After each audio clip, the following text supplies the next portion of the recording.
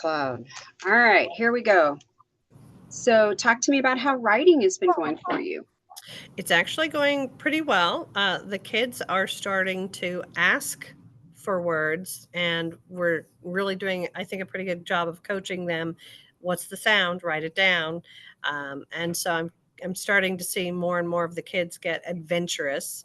I have other ones that are still in that pre-writing stage where you're trying to decipher their picture. So, we run the gambit of it, but it's, I think some of those kids are really coming a long way.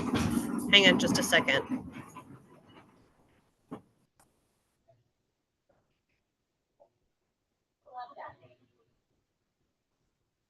Sorry, But okay. that's okay. They always want to clean the rooms right after. Um, what resources are they using to help besides teacher? I'm sorry, say that again. What resources are they using to help with their writing besides teacher?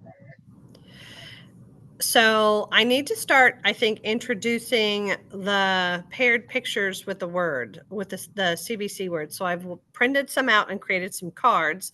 And what I think I'm going to start doing is putting them out on the table so that as we're Mhm. free writing, what would you like to write about? And then it's got a picture with it. And I think so, like cat. Um, and if I supply them, they'll still have that choice, but they'll see it. And then I can encourage them to more independently write the words down based on their card. So Right, right. Are they using your letter wall at all? no, they do not often see them come up to the letter wall. It has more environmental print on, and that would be something that we could probably incorporate, like I guess in my morning message. Hmm. I'm already using the sentences on my message board. Hmm. Uh, you would recommend, I guess, then the moment I use that, I can put it on the board as Yeah, part of the you can. wall. Okay. Yeah, you can. And you know that there's vocabulary cards for each theme, right? At the Yes, I have those printed out, the large and ones. and we have them in the small version, so Mhm. you can cut them and add them if you want. Or some people just put them in a writing area, so even if they're doing free write, they have it. So Yes, I was thinking of putting them on a ring. So I yeah, printed them and great idea. laminated them. Well, Yes. good. That's a great idea. So I was thinking about you just started CPM this week, and Yes. and I was thinking about the writing rubric or the observable writing. Matter of fact, I have it pulled up, and my thought was kind of to give you a hint, I guess, as to what's coming next year. Mhm. One of the asks has been, hold on, let me add it to the chat. Um, there, I put it in the chat if you want to pull it up on the side. But Mhm. anyway, I wanted your input on how you use the writing, the early writing checklist for CPM. Like, what do you look at? And how do you see it as maybe a tool that you could use to capture data for growth using writing samples? I think if I start keeping the checklist where I have them one after the other, I can look and see how they're moving through the process. Mm-hmm. Right now, I'll go back and use their journals as I'm going through to kind of see. And as we're doing that writing on that given day, um, trying to make anecdotal notes. I think next year I need to have a notebook of these probably close at hand so that when we're writing, I have a chance to turn and flip and check it off in the moment. Do you ever share those with parents? I Like, have is it not part of your done parent conference forum or? not the checklists themselves, but that's actually a good idea to give them more of a deep dive than the circle. I've been giving them the parent reports. Oh, okay. Yeah, I'm wondering if just how we could leverage a tool that we're already using. Um, Hmm. as you know, kinder through fifth grade turn in writing samples twice a Yes. year, and next year they're adding pre-K. And Okay. so I don't want it to, freak anybody out because it's already what we're already doing, Oh, right? yeah, right, right. But it's just kind of a little bit of an opportunity then Hmm. to take whatever you're marking on those early writing checklists and using that Right, in a PLC so that, and it's great with you and Brenda because you've traveled this journey together, right? right. And then, Samantha's great too. So when you plan with them, you're able to go, okay, well, let's look at some writing and let's look at our checklist and see how our kids are doing and notice those trends, right? Which is Mhm. a good part of being in a PLC is looking for trends where they're doing well, or maybe where as a grade level, we're not doing well. So what could we put in our lesson planning or To add discuss to that that. we could add? Or if somebody's doing really well in one class and not in the other, well, then that means that's a teacher specific strategy. Okay, well, what are you doing? How are you supporting? What resource do Right. you have? So you could share resources. And super important because you collaborate with Samantha and you want them to have the same things in both classrooms. So I Yes. don't know, I wanted your kind of your input on that, and if you thought that was going to be a heavy lift, or if you think you could find value in that. Definitely, there's always a value in PLC planning, and I think it'll be a medium lift. I mean, we've had a steep learning curve, so definitely always an area of growth. I think that's probably, as a teacher, that's the weakest link, because it's so open ended in some cases, and there's not as much modeling in that area.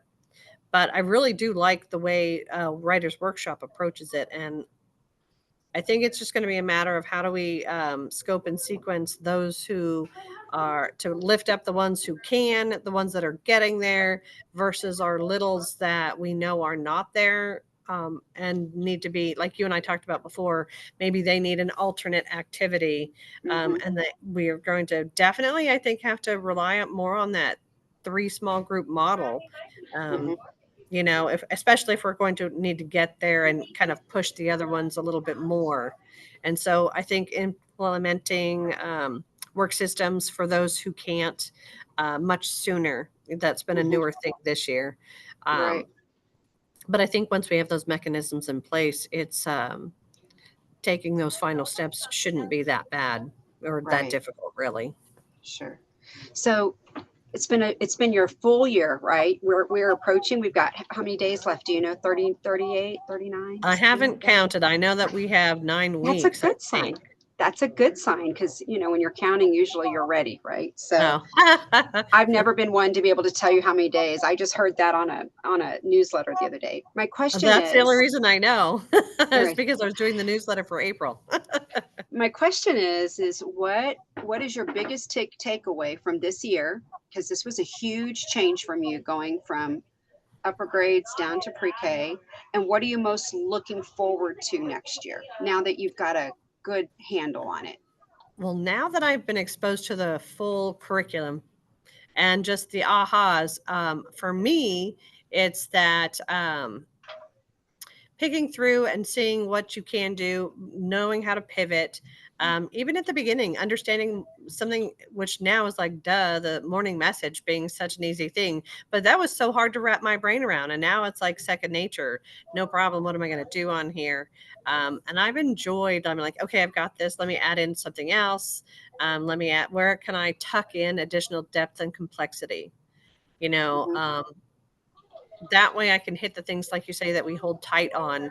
Um, but I like that there's enough freedom that we can the things that the district is loose on, that we kind of have really looked at our individual groups to say, where are they at? What do we want to implement? What will make this more fun? And right now at this part of the year, it's like, let's make it as hands-on as possible. We know some of them are getting that, they're getting them the fatigue of the end of the year. So we want them to be happy to come in every day. Behaviors will Right, be less. So I've kind of like, it's been interesting for me to look at myself and go, okay, I'm here. This is what I thought. Now this is what I know. Now what do I want to do next? So right. So what yeah. if you had to think of one area you want to try something new, or even maybe an area you might like additional coaching in for next year? What would you have you thought about that, or is it too soon? No, actually I have. I mean, definitely writing is something that I think that as a team we could use more modeling and coaching with, on implementing it at this level, so that you don't just rest on what's easier to do.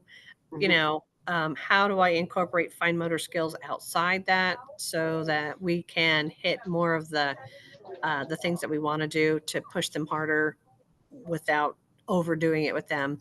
Music and movement is another thing. Sometimes I look at the things and I'm like, how will that go? But I've been looking online at some really good oh, this class is doing this, using that as a model, and I'm being more adventuresome with that, and that's for me has been a lot of fun.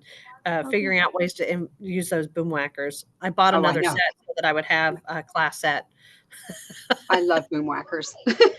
Yeah, but it's a matter of like, how do I bring it down to their level? Because our Sure. first attempt at it was rough, and then I laughed. I was like, okay, we need to take this down a notch, pivot. And so I've been really looking, and there's some great resources Hmm. for that at the preschool level. So I've really like Right. taken it. I learn best by watching and Hmm. participating, and then I feel more confident in implementing. And so I've really kind of looked for modeling, the modeling you guys have given us, the videos that have been made available, as well as outside sources, for the Right. fun things that you guys have been introducing. So Right. Okay, yeah. I have one more question. First of all, I'm so proud of you. Just how far you've come. I remember our conversation a year ago, and I was like, I promise it's going to be okay. And I just to see your smile is all worth it. And Brenda's excitement, just so worth it. Y'all are a power team now. Oh, So thanks. We're that's having awesome. fun. Yeah. Um, what is in place at your campus, or would you like to be in place to transition your children to kinder? Y'all have worked really, really hard. And I think I'll be honest, I mean, I've supported this campus for 3 years and I have seen more, and I'm sure your principal would agree, seen more movement this year than in years past. So, what steps do y'all take as a campus, or are you thinking about taking so that you can keep this moving when they go into kindergarten and not, um, and let them know, basically, see how far they've come? I think the kids for their journals, I think visits to kinder so they have what to expect. I think they're already starting to bond with some of the teachers. Oh, So that's been good. really nice to see. We make a point, like even when we're transitioning in the hallway, oh, look, they're watching. Hey, are we going to be ready? And I've done Hmm. that often in every grade level that I've been at. I'm like, okay, they're looking to see, are you ready to go to the next level? What does that look like? So I think that with the kids, kind of setting them up and doing that bridge of you might not be in my class, but you're going to maybe be in the Mr's class or Mrs. class, Right. Hmm. and kind of point that out so that they can start to see themselves at ready to take the next step. Do y'all So, share any of their academic data, or do y'all have any yes. vertical Uh, alignment at all? Usually at the beginning of the year, we do have some vertical alignment. Those kids that we see that have more needs will have Hmm. more in-depth conversations one-on-one with the teachers so that they Hmm. know what's coming as far as what to, be ready for the supports of, making sure this kiddo is successful. Right. Our team has really good, frank conversations about what we've got, keeping it real, but also understanding that, we want to provide the most enrichment for these kiddos as possible. Right. So we're Right. really, I love that the dynamic of trying to make the learning fun, so they don't really, it's a head fake. They don't realize they're learning. Exactly. So Right. That's what a lot of is convincing them that they are learners, right? But doing it yes, in an appropriate way. So, well, yes. thank you so much. I look forward to getting your writing samples next week, and I appreciate you and Brenda turning those in to us so we can kind of start looking at them and seeing ways we can continue to support you next year. Of So, course. Now I have a question. You mhm, wanted six examples. Do you want us to yes, give you two medium, two high, two low? Um, that would be great. okay, That would because be when we great. calibrate at first grade and above, we Hmm. really kind of try to give a sampling. Yes, no, that would be perfect. Okay. Because that's real, right? And we want Yes. real. We don't want all the shining stars because No, then I'd you. rather you come in on my hardest day and say, Mhm. "Hey, I can help you make this easier. I can help you. This is what I would try to make it easier and more Right. successful." Because it's never needs to be a dog and pony show. No, That's not no. going to help me grow. Exactly, exactly. All right. Well, thank you so much, and I'm sure I'll be out there a couple more times before the end of the year. But You are always welcome to my crazy. I have enjoyed working with you as my mentor this year. I've learned a lot, and I've learned that pre-K is a lot more fun. So yes, good, good, good, good. All right. Let me